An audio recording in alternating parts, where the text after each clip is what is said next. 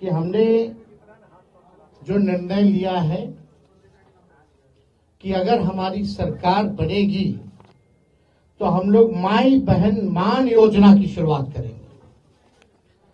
माई बहन मान योजना के तहत जो हमारी माताएं बहनें हैं, जो महंगाई से जूझ रही हैं, जो गरीब महिलाएं अपने पसंद का खा भी नहीं पा रही है, कपड़ा नहीं पहन पा रही है, बच्चों का इलाज नहीं करा पा रही है, आर्थिक तौर पे जो कमजोर महिलाएं हैं, उनके लिए हम लोग माई बहन मान योजना के तहत सीधे उनके खाते में 2500 रुपया हम लोगों की सरकार देने का काम करेगी।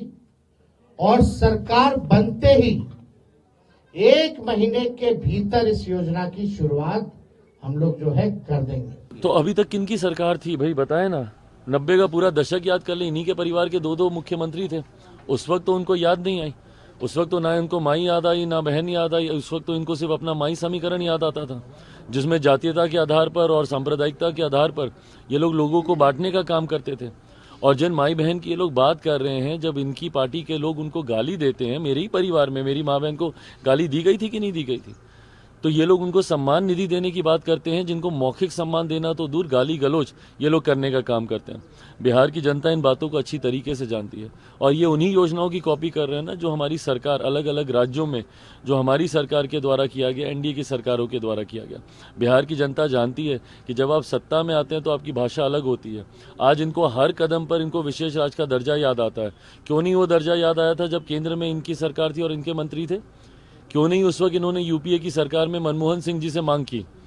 10 साल तक ये लोग थे ना उस सरकार के साथ, केंद्र में सरकार थी, क्यों नहीं उस वक्त इन्होंने मांग की? और क्यों नहीं इन्होंने बिहार में विशेष राज्य का दर्जा दिलवा दिया?